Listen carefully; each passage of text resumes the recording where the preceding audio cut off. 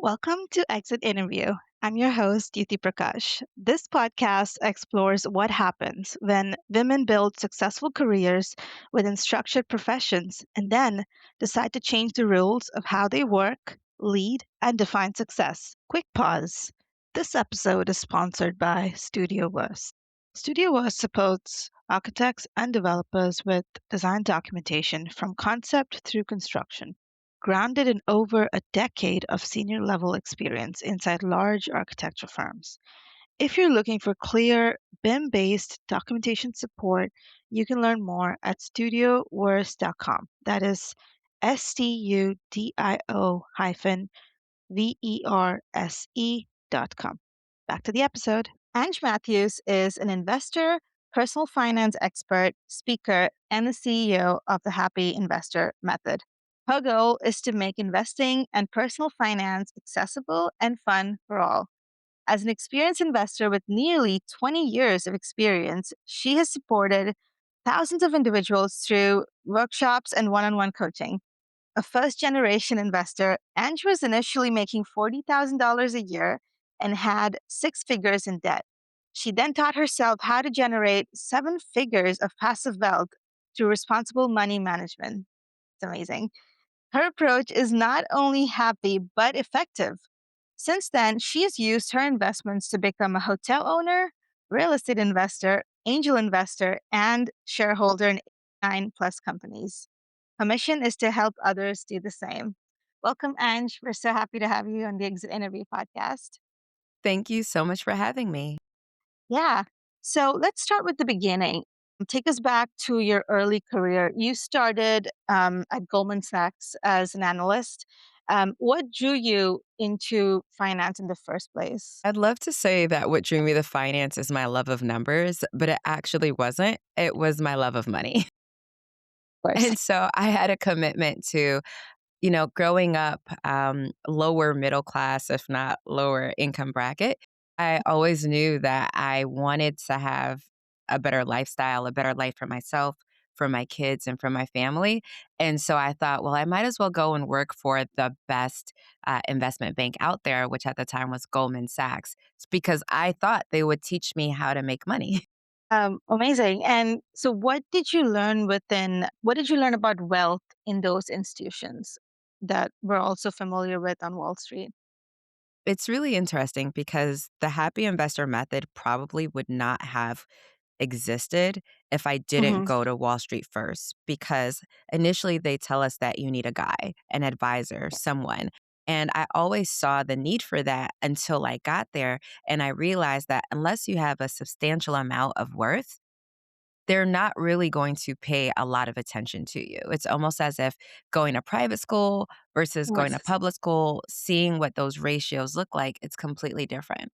And so for Yes. me, when I started my career and going to investment banking, I originally knew that I'm doing this because I want to get a view into the world that no one really talks about. At the time, I was one of three students from my Wow. university to get a position at Goldman. And I was the Incredible. one who was the philosophy major. So I really didn't have a numbers background at all. I tell people if Yeah. I am qualified to do anything at the basic, it's to teach and to pontificate and to break down Yeah. complex topics. And I think that's what really helped me to understand that there's a lot of wealth out here. And that's what working at Goldman and even working at Ralph Lauren doing budgetary finance, it showed me there is Mhm. trillions of dollars and individual people have Yeah. billions of dollars, and there's nothing that separates them from me. There's nothing that separates me from you. We all are created with the same genetic, makeup, I and love that. awareness is what gives you the ability to kind of dream. So I always think that those days early on in my career gave me the ability Yes. to dream about what I wanted in the future. Yeah, I love that. So early on, you got this very powerful insight into, how wealth is created in these large, could even be generational wealth at these large companies on Wall Street. And I love that you've decided to spread that information to everyone, not kind of gatekeeping it and just, telling the world that this is actually possible. And following your time at Goldman Sachs, you like you said, you worked at Ralph Lauren, and then you also were a career coach and a recruiter. You worked for the Isha Foundation and then the New York Philharmonic. That is such a storied experience. Like I've never seen such a vast, varied. Like your extents are so incredible. So, what did you learn from doing specializing in so many different avenues in life? Well, it's so interesting you say that. It wasn't until very recently that I realized that I had such a varied career. And it was because I was speaking to a younger cousin of mine, and she's, Mm. saying, "Ange, you've come such a long way from how I've seen you grow up, and yet you're one of our most successful family members." And I think even though it might seem as if it's a really varied career path, I was always seeking an answer, and I always had a means to an end. And so whether I was working at the New York Philharmonic, that was with sales, because I always understood that I'm going to either have to own my own business or I'm Mhm. gonna have to invest, and I decided to do both. But how are you supposed to own a company if it freaks you out every time going into public and public speaking? And so I got a sales position so that I can practice learning how to sell, how to put myself out there, how to connect with Wow. people, because prior to that, I was the most closeted introvert ever. And I figured, well, if my paycheck relies on me to speak and have a conversation, I'm probably gonna do it. So Yeah. every time I had a role, it was to prepare me for the Ange Matthews that I am now. I always knew I didn't know I'd have a company teaching it, but I knew that entrepreneurship would be the path. And I also knew that I was trying to get as much money as I can to Mhm. invest as much money as I can. In those early days, I just Googled, how do you become rich? And it literally said on like the 10th page, you're gonna have to either be an entrepreneur and control your wealth and the flow of wealth to you. But where most people go wrong when they're first generation millionaire is that they don't reinvest it. So I did both. Yeah. And now you're teaching that with the happy investor method. I love that you talked about being an introvert because I can totally relate. I'm one too. And I had to really put myself out there and know that, like you said, wealth is tied to how much you can sell, right? And so when you know that, you have to do whatever it takes to improve those speaking skills or communication skills and the ability to convince someone, right? That's like directly tied to how much money you're going to make. And so it makes total sense. You also talked about public speaking, and that reminds me of something you mentioned in, I think, an Instagram reel earlier about being in the right rooms and networking.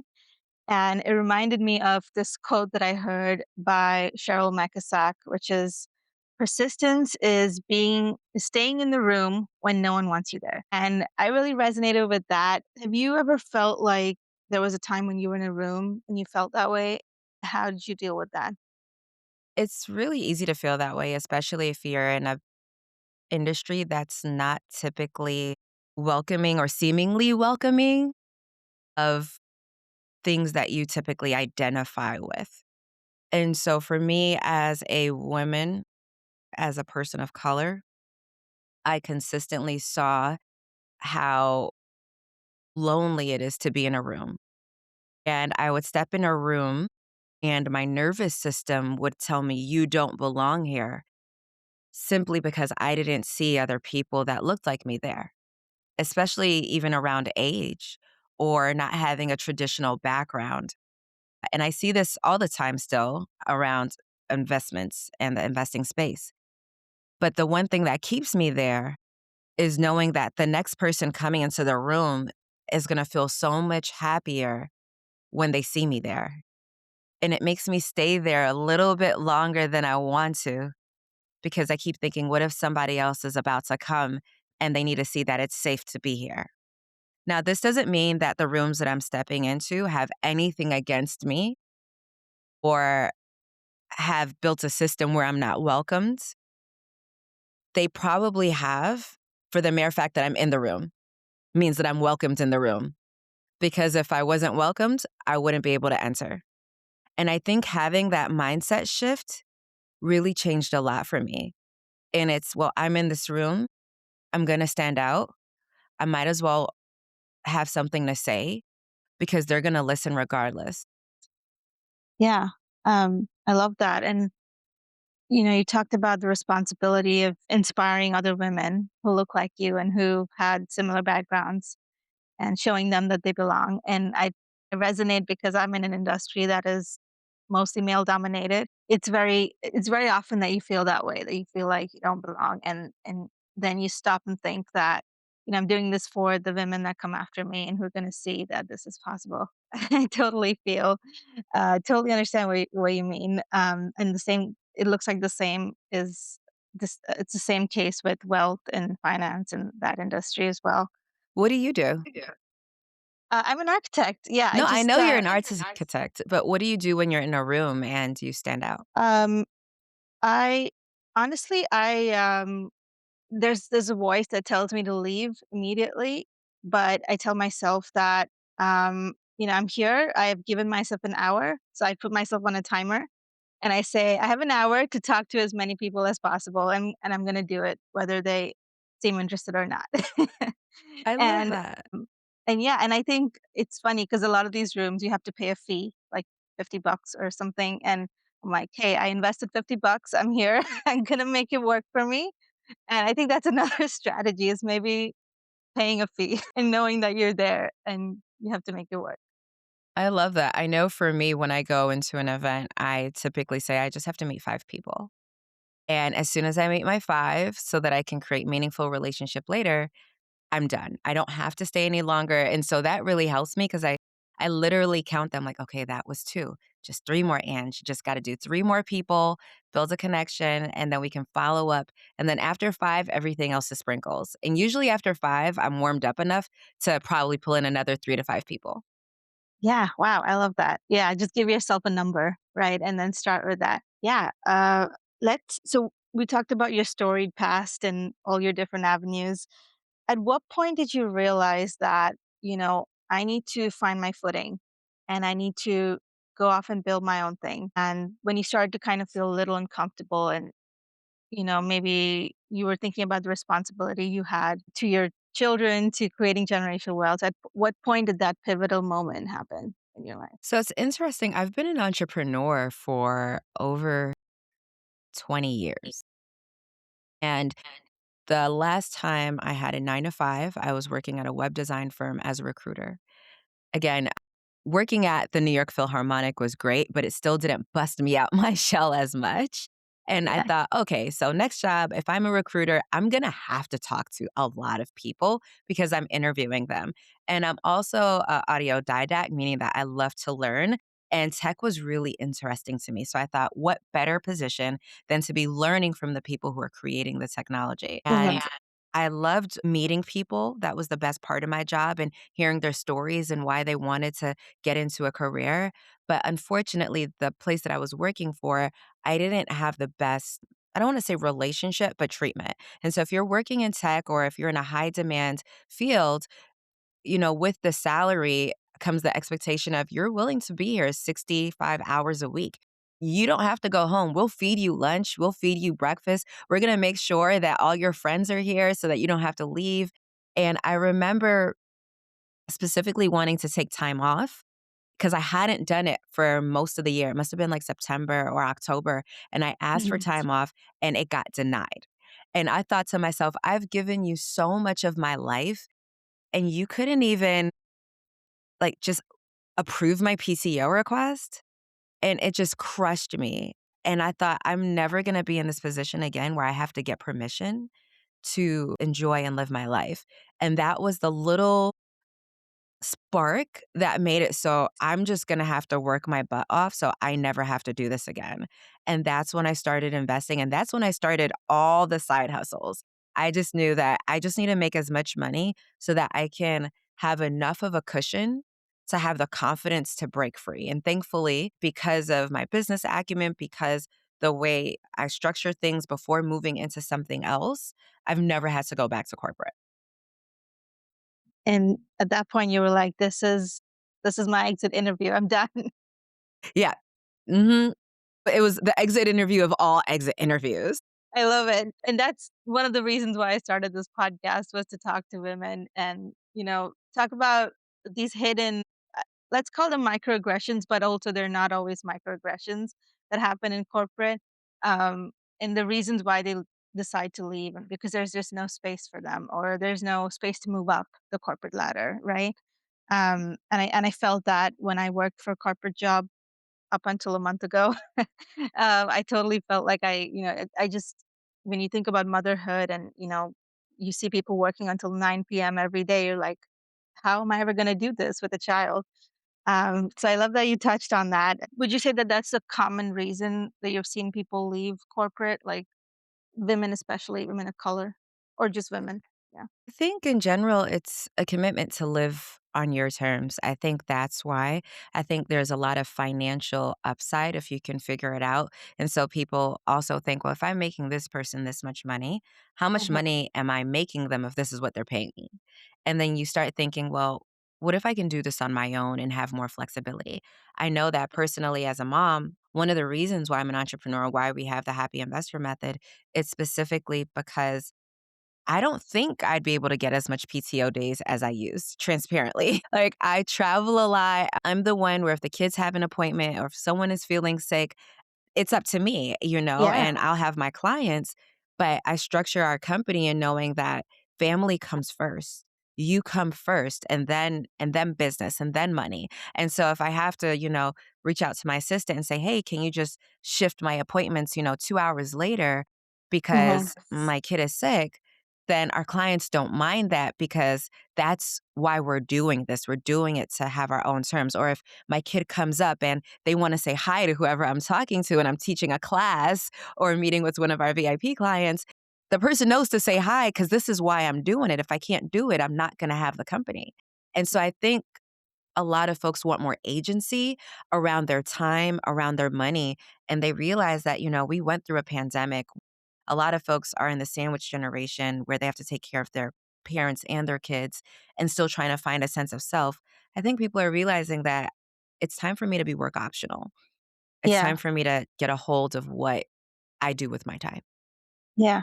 And so are you seeing that a lot of your clients are, slowly realizing that corporate's not the path for me. I can go out and start my own business, create my own wealth, income streams, my, generational wealth, and even create the freedom and set my own times rather than having to get permission from someone to do it. Are you seeing that as a common theme with your clients? I am. A lot of people come because we have something called the 5-year plan, and Mhm. it's about becoming work optional in 5 years. So, for a lot of people, they are, if they understand how their money works, they're looking at their current retirement, okay, their old ones, which a lot of us have old 401ks from, rolling over to other I jobs. still do. A lot of us do. It's like people kind of just out of sight, out of mind. But we Yeah. pick up those things and we say, well, okay, well, this is how much you have. And if we're able to make this much money work at this interest rate, these are your options. And so for a Yeah. lot of people, they're thinking, maybe I want to take some time off to take a sabbatical or to start a company. We'll go through the numbers and say, well, what's a responsible way to do this so that Mm. your quality of life doesn't drastically get, threatened? What's a way to Yes. do this so that your kids don't feel the pinch? What's a way to do this so that there's still money working with your investments while you're out trying to figure this new venture called your business? And so I think that's really important for people to start planning before they're ready. So many people just jump the gun. They're like, I can't take it. This is a toxic workplace. They're Yeah. not understanding. They're not getting my fertility journey. They don't understand that I've evolved as a woman. They want me to be someone I'm not. And then they just jump ship.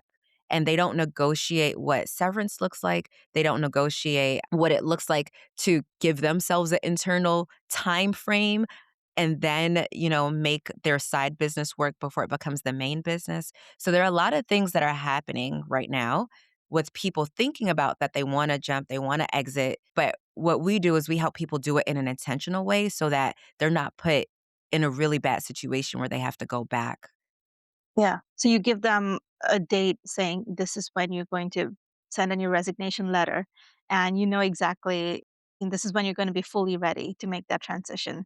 Yep. I mean, we call Yeah. it work optional here. And so we have a program called the Wealthy Her Collective. And in it, it's so funny because everyone in the collective is just like, oh my gosh, did you hear why vet is work optional now? Or we've got Dr. Sam, who's a chiropractor. and she closed her practice and she's work optional. And so in the hallways are all these like, "Oh my gosh." And then someone else comes up and they're like, "It's a decision you have to make." It's like, "I want to be work optional now." And so then we'll get these messages and folks are like, "I'm ready to be work optional. Like I'm ready." And then that's when the plan really matters. And then it usually happens within like a couple of months to 2 years because it's just about organization and vision. Wow, I love that. I think I could have benefited from that when I decided to quit my job. This is great. Yeah, I think anyone who's listening who's thinking about, they're in this job that they've hated for so long and or not hated or just not happy with how much they're being paid. I think this would be a great program for them to, make that transition in a responsible way without just being impulsive and quitting. Yeah. Don't be impulsive. I know it's so tempting, Yes. to be impulsive. I think a lot of us have I don't know what movie it is, but there's a movie where someone, like, just quits, and then they just say, like, "Screw it, I'm outta here." Is it Office Space? It might have been, I can't remember, but it's, like, this very iconic scene, Yeah. and I wanna let people know that there is a strategic way to do it, and you don't have to just give everything up, especially if it's a hobby. And so I always let people know if you're gonna start a business and you're gonna quit, you're gonna have to sacrifice. You're gonna have to work alongside your job to Yeah. start something so that when you're done with your job, you're not starting from scratch. Because when you're working in a career, someone else mandates your schedule and Yeah. it's very structured. But then when you're an entrepreneur, you're the boss. Yeah. And that sounds amazing, but it could also be very terrifying because Yeah. no one is holding you accountable. It is just you and yourself. And if you don't show up to work that day, no one is coming looking for you saying, "Why did you not show up to work that day?" Yeah. There's Exactly. there isn't, someone to make sure that the ball keeps rolling. And so I definitely say giving yourself a structured plan, giving yourself a set amount of money, and saying, if this doesn't turn a profit by this date, well, what is the Yeah. next plan? Or I'm going to utilize, my old 401. A lot of people utilize some of their retirement when starting a new Yeah. company and a new business. And I get it. But what would it look like if you prepped for that and found someone like us at the Happy Investor Method and actually said, well, this has, like Like $125,000 in it. What can I invest it in to make it to 200,000? And then use that 75,000 as your own startup money, just as a like general ballpark. yeah, that makes sense. Yeah. Yeah, and rather than dipping into the 401ks, they could prepare for it financially, right? Because your 401k has much higher return on investment over time. Yeah, that uh, I think that's a really good point. I want to quickly touch on motherhood and how that has changed your relationship with entrepreneurship, ambition. You said that one of the reasons you did this was because you wanted to find the time to pick up your kid from school, be there at drop offs, dinner, and just be present as a mom. And so how did you start looking at your business and wealth when you became a mother, or during motherhood? Motherhood changed the way I saw everything. Before it was just me and my parents. I knew that the only people I have to take care of is myself and make sure that my parents are good to go because I am the daughter of immigrants and that's just the deal. It's they sacrificed to come here and to do everything to give us a good quality of life and education. And our sacrifice is to pay that it's not that obligation back. And so up until I had kids, I thought as long as they're good, I'm good. I can just do whatever I want. And then the moment that my daughter came, I realized that, wow, someone needs me to actually survive. So I have to keep not only myself alive, but I have to keep this kid alive too. And I also kind of have to feed my husband in the background. And so there was so much responsibility. And I remember thinking at the time, do I go back to work to have more financial stability? Do I go back to work? And I thought to myself, well, because we had our investments and because I had my business, I Mhm. actually took a 8-month maternity leave. And I went back part-time when I wanted to within that 8 months. And so I eased back into what work looked like. And I think it's really important to think about this, especially if you are in corporate. What would your life look like if you could have maternity leave be where you just work 3 hours a week? You just put a pinky toe in the Wow. water because sanity Yes. wise, as women who are really high achieving and driven, we really actually need to put a pinky toe in the water because just being with a kid Yeah. can sometimes drive you crazy. And so I love the flexibility I got because of my business. And even if my business didn't perform, I love the fact that I had investments in the background where we knew that we could pull from these investments if we needed to. And so I think a lot of people, when you're thinking about mothership, a lot of people join our programs because they want to be mothers and they're trying to make space for their fertility journey. They're trying to make space Yes. for what would it look like if I didn't want to return back to the office. And those are intentional conversations. And so I love being a mom because I also got to think about what does legacy look like and how do I make sure that, my daughter doesn't have to make the same decisions or sacrifices that I had to Yeah. make in terms of career, in terms of working extremely hard. My kids, they're going to be work optional by the ages of 26 and 29. Leah's 29 because we started investing a little bit later for her because we had to buy a house and all the wonderful things. I think that's where we start thinking about generational wealth. Yeah. That's incredible. How did you invest for your kids? Was it a 529 or So it's interesting because I'm not entirely sure where education is going to be in the next 20 yes. years, nor am I really certain where my child will be in the next 20 years. A lot of times people talk about getting into a really great college and getting into a really great college so that they can have a really great network, a powerful degree, and get a really great job, right? But if they technically don't have to bring an income, then what is the purpose of a really great job, especially if they're going to it for money? If money is no longer an issue or a question, so then they actually get to figure out what is their contribution to the planet and how can they responsibly do that.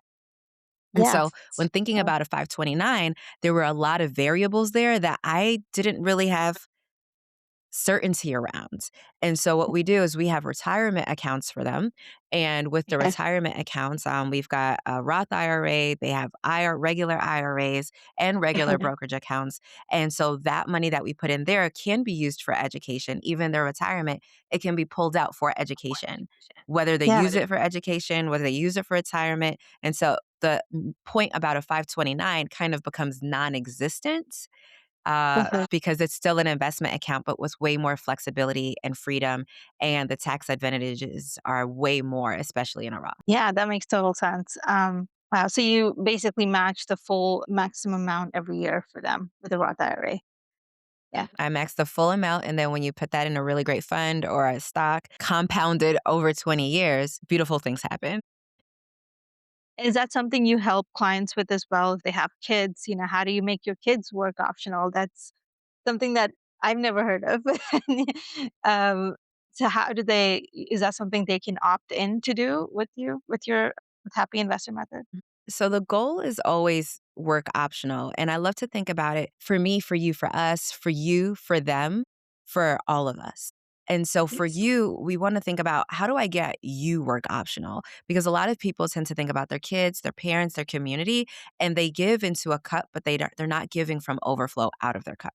Right. So they're Right. giving directly from their cup, and we're supposed to get from overflow. Once you've got yourself covered, at least on the way, you might not be work optional yet, but the things are in place specifically for you to get there. Then we can start thinking Mhm. about, well, what is it to invest for our children? How do we set up those accounts? How do we, if our child has special needs, how do we set up an investment account for them specifically? And then we get to do our community. So once we're covered, once our children or our parents are covered, then we get to think about how do we do a donor advised fund? How do we have a Yeah. charitable investment vehicles so that we can get tax deductible money that we're contributing to make the world a better place. And so we Yes. teach all of that. And it's kind of crazy how much someone can change in just 1 year. I know it sounds a lot right now. And you're like, oh my gosh, that sounds like pretty overwhelming. But we've got clients that have been with us for 7 years. We've got clients that have been with us Wow. for months. And Yes. it's a long term relationship because as your money grows, as you get a handle of it, you'll see that you'll start evolving. The person that you were starts morphing into the person that you always hoped you'd become, and we're just Yeah. there right alongside with you. It's great. I think that is so important, especially in America where our debt stands at $1 trillion or more right now. And it kind of correlates to the fact that people don't really know how to manage their money. And this is exactly what we need, like a financial partner who is not only taking care of our funds, but also is hand in hand with us taking care of our future, right? Of uh, our kids' futures, of our parents' futures, like you did with your mom retiring her so early on, right? I just read that story and that was incredible. So let's, I want to go back a little bit more in time and talk about entrepreneurship. You said you've been an entrepreneur for so long, and when you were at sales jobs, you worked as a recruiter. Were there skills that you had to develop as an entrepreneur that you weren't naturally good at, and how did you do it? So many skills you have to develop to become a successful business owner and investor. And there's so much overlap actually. And so one skill Yes. specifically is learning how to speak up for myself. Yeah, That's a that's very excellent. important skill set because people will always teach you how to treat them, and you don't wanna be a victim. You're always a victim or a hero or a bystander in any story in your head. Yeah, I love that. Yeah. And I've done a lot of transformational work to become the Ange that you see today and the Ange in the future. And so, in doing that work, making sure that I have agency over my decisions is really important and speaking up for those decisions. And that comes from knowing why I'm making a decision. So, a lot of times people speak Yes. up for themselves, but they don't know why something might actually matter to them. They just think that it matters, and it might actually be a subconscious desire of someone else around them that was just poured into them. So for me, I had to know that I didn't want to be a lawyer. My parents really wanted me to be a lawyer. They thought my sister was a doctor. I'm supposed to be the lawyer. Classic immigrant dream achieved. My brother, funny enough, was going to be the architect. Of course. And I just knew that I didn't want to be a lawyer. When I interviewed most lawyers at the time, like 15, 20 years ago, I didn't know any Yeah, successfully happy lawyers. So there's a reason why the right. company is called Happy Investor Method, because happiness is a foundational principle of mine. So I'd never met a happy lawyer. And when they said you're going to be able to make decisions, I would have to be partner and I would have to, all these years, it didn't make sense. So as, someone who's going on your own path, you're going to have to be okay with breaking some eggshells and going Yeah. against the norm and advocating for yourself. And the other thing that you want to do is of course have your own agency, speak up for yourself, know what it is that you want to actually speak up and say and defend Mhm. yourself, but you're also going to have to be open to support. I think Yeah. one of the biggest things that I struggled with initially was knowing that I probably could do this on my own, but the quality in which I will get to the finish line might not be what I expect if I do it on my own. And what I mean by that is having support is a value add, not something that's taking away. And I Yeah. realize the higher I go, whether it's through entrepreneurship, whether it's through investing, whether it's through as a mother or a wife, Mm. how much support I'm willing to take on to get to Ange 3.0 and 4.0, it's directly tangent with how successful I am at that. And so an Yeah. example would be asking for support with the kids, knowing that it's okay for me to travel and go to a conference. Mhm. It's okay. It's okay to hire someone to come in the mornings and help to clean before the cleaners. Like, it's okay to have support. It's okay to have a business coach. It's okay to take a course on money or different types of Mm. investments, right? Because it's helping me get to my end goal, which is how I see myself. And so I think that's also a really big factor in terms of people who are successful versus not. The numbers aren't good Yeah. for entrepreneurs and for business owners. Most Mhm. businesses fail within a year and even more fail within 5 for those that survive. And our company's 9 years old. So Wow. I'm pretty sure a lot of that is because I've had coaching along the way and I've also had money that wasn't dependent on this company. Like, I'm good regardless if someone joins a program or not, and so the energy there is healthy. I'm not Yeah. riding on my business to put food on the table. It's, I Right. want to do this, not I need to do this. Right. And you would do it anyway, regardless of whether it made money or not, right? Because you're just so passionate Yeah, about I it. Yeah. Absolutely. I'm still It's gonna be on the soapbox yes. regardless. Yeah. And I love what you said about you interviewed lawyers, right? And you did that research before you made that decision to take that path. And I think that's a really key thing to mention, especially for entrepreneurs, because a lot of people just jump. And it's good to jump, but if you're not doing the background research that you need to determine whether this is the right path to take, you're never gonna, you might get there, but you might not be happy, like you said. You might not, it might not be something you actually want to do. And that's something you did in that path of figuring out what you wanted to do. And another common theme I'm noticing with everything you're saying is that the time that it takes from having a thought to execution is very short and you get things done really quickly. And that's, I think, another trait that I've seen with entrepreneurs, with successful entrepreneurs and businesses that have been around for more than 5 years, right? And is that a skill you developed over time? Just execution, having a thought and getting it done, It's really interesting. I had a job, and it's crazy. You all are probably gonna think, "Ange, how many jobs did you have?" So I once had a job where I worked for an online marketer, and I remember this very clear because, I thought about going back and getting a 9 to 5.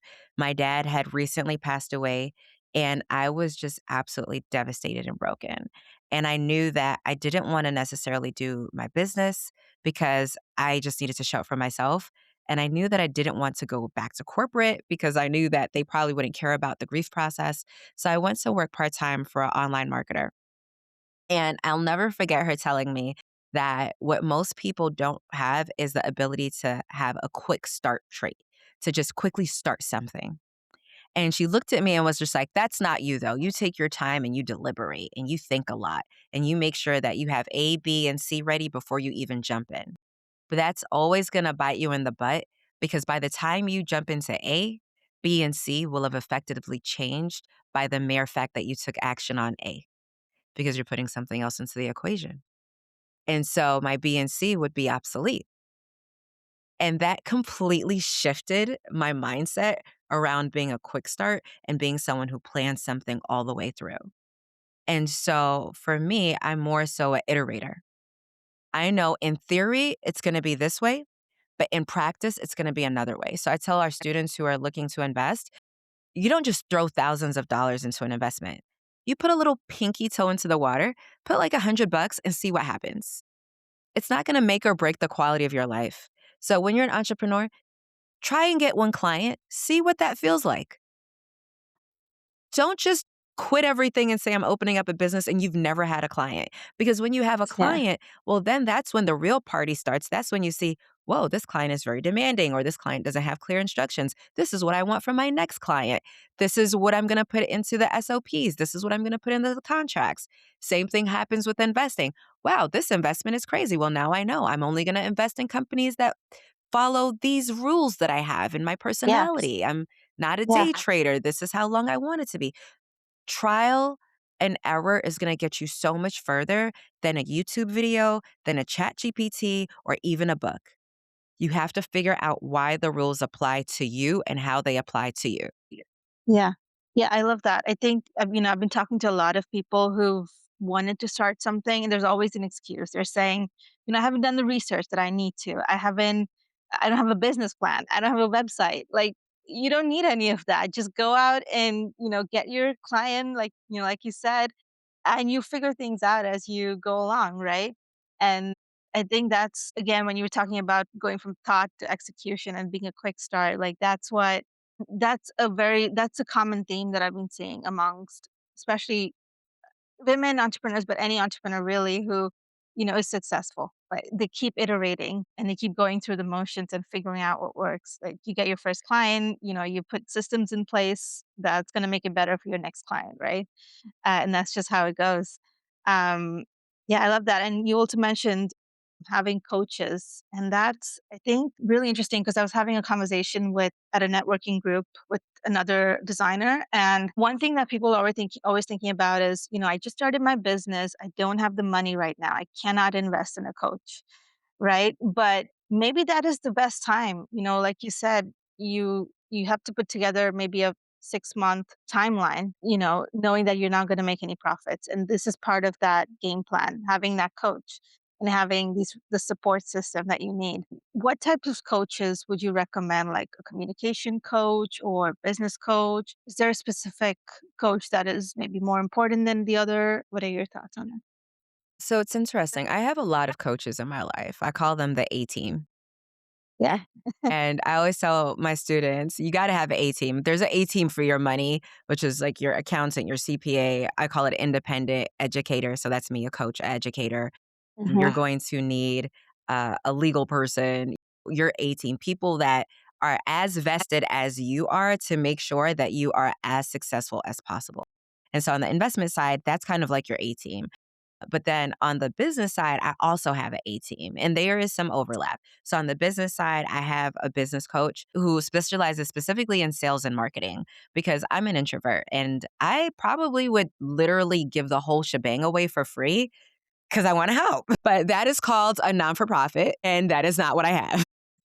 And so I have a business coach for that. I have a hype woman, and people are like, Ange, you pay someone to hype you up? Yes, it is very lonely on these entrepreneurial streets.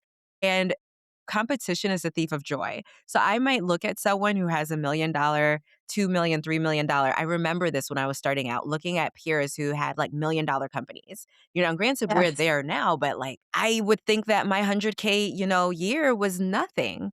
And I would get so depressed about it. And it was like, hey, 50% of entrepreneurs never hit six figures, Yeah. like It's a big ever. deal. And Yeah. so I think it's important to have someone that can help you celebrate the wins, because that's also important. And then the last part about the team is have someone on your team who can really hold you accountable to the numbers. And so if you declared, and I'm very passionate about the power of declaration. So if you declare that you want to have $1 million net worth, well, how much by when are you going to have that? Or a $3 million net worth? How much by when are you going to have it? So, what are the incremental wins there along the way? What is the 5,000 net worth look like? What does the 500,000 net worth look like? What is the $900,000 net worth look like? You're not going to figure out how to get to a million in net worth until you break it down. And so, Yeah. same thing goes for revenue. You have to have that, and then if you don't hit that number by the date you specified, you have to go to yourself and have an honest conversation of why not. Yeah. And if Yep. that didn't happen and you can say why not, well, then you get to go back and fix it to make it a more probable chance that it did. And so you don't necessarily initially have to have a business coach to do this. You can have a friend that's an accountability partner. Right? Mhm. You can have a group to hold you accountable. I have masterminds, I have business besties, and I will say that helps. But I also love paying for coaching because if I'm paying you, you have to show up. If we're just friends, technically you don't. You're just doing me a favor. Yeah, and that's something that I've been trying to, as I'm growing my business, I'm also trying to, you know, uh, it's not just, you're not just giving money away. It's an investment. You're gonna, if you hire someone to help make your business better, you might do double of what you thought you were gonna do, right? And so that's an investment into your business. And I think anyone who's listening to this should look at it that way, that rather than, you need, like you said, you pay for a hype woman or a hype coach. I've never heard that. That's incredible. I think I probably should think about doing that as well.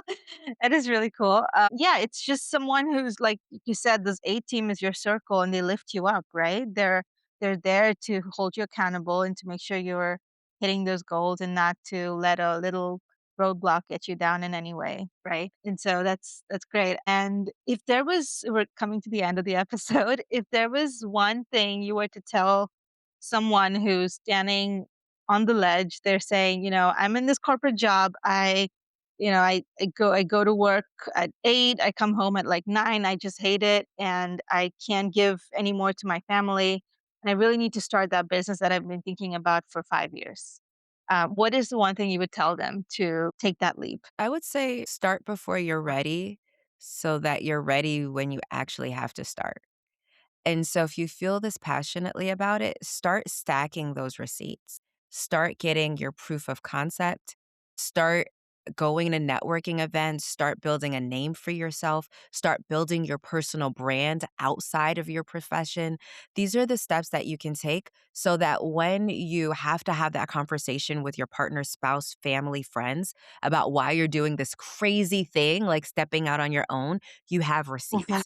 You say, I created this amount of impact in this role. This is my marketing plan. This is my business plan. It's not that you have to show it to them, but it's really to show to yourself because those receipts are what you're going to need when you're up at night wondering, why did I do this again? You just want to prepare for that moment. And then the other thing is you want to know that you are your ancestors' wildest dreams. And in you is something so beautiful that is literally becoming as we speak. And you can either be a bystander and passive in this thing that's called your life, or you can literally get in the driver's seat and take it to the destination that you want to go.